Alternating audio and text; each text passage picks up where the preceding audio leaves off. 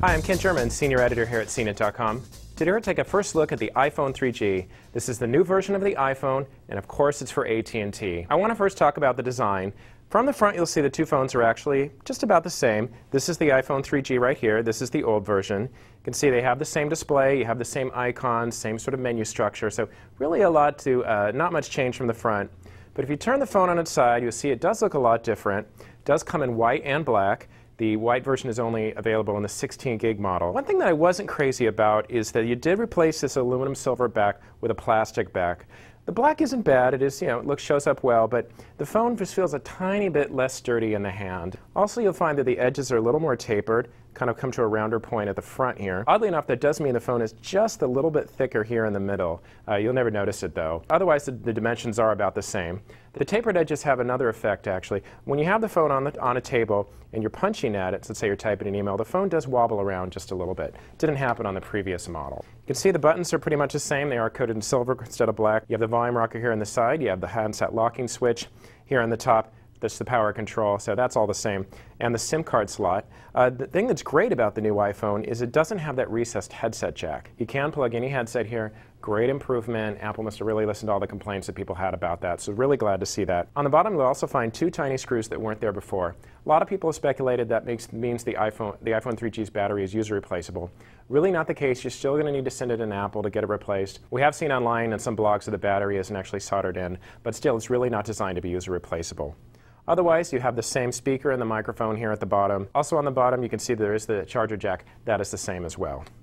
Now, new features that the iPhone 3G adds, of course, a 3G access. That means a wireless broadband service. It's much faster than the Edge that the original iPhone was on, so you're able to download web pages quicker, get the large file downloads. So it's nice. Of course, they have the Wi-Fi as usual, so you don't need to be on 3G if you don't have to. Other things that have been added is you do have Exchange email, so that means you can go in and get your work email. Setup was pretty easy. Just had to enter certain information you can get from your IT department, install a security certificate, at least in CNET's case, but otherwise it wasn't bad, easy to use.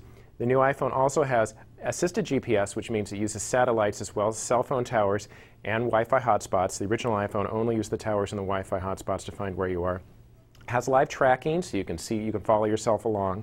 Tried it out a little bit when you're walking. It works a lot better when you're in a car. It's a little jerkier. Of course, you can get directions through Google Maps, but you can't get turn-by-turn sort of voice audible directions in real time. So it's an important thing to remember about the GPS. Almost like real GPS, but just not quite.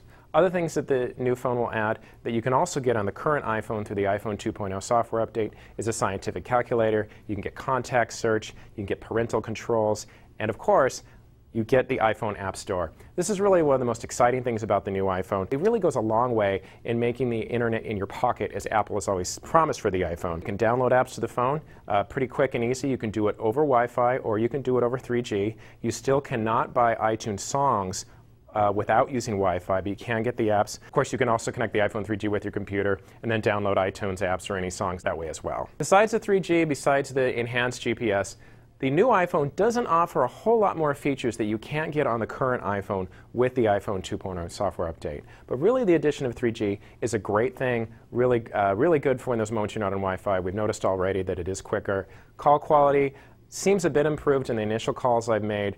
On the current iPhone was a little quiet at times. The volume was low. A lot of people complained about that. You also had a lot of GSM buzz that they call it, so a little background noise. Didn't hear as much of that on the new iPhone. One thing that I'm concerned about on the iPhone, which we've seen in other reviews, is that the 3G and the new features do eat up into the battery quite a lot. Haven't seen that yet. I've only had the phone about an hour, so we will go and do a lot more battery testing soon. If you're interested in the iPhone 3G and you haven't bought an iPhone yet and you've been waiting, this is probably the best one for you. The addition of the 3G and the enhanced features really make it a good model to get if you haven't bought one already. If you have the current iPhone and you don't think you need 3G, remember you can get a lot of the features, including the Microsoft Exchange email. You can't get that assisted GPS, but you can get most of the other features I talked about using the software update. Of course, the new iPhone is a little cheaper, $199 or $299 or $399, $499, depending on your upgrade eligibility. That does mean it's cheaper than what the original iPhone cost when it first came out. Of course, you will make that up in terms of the higher price plans. I'm Ken Sherman, Senior Editor at CNet.com, and this is the iPhone 3G.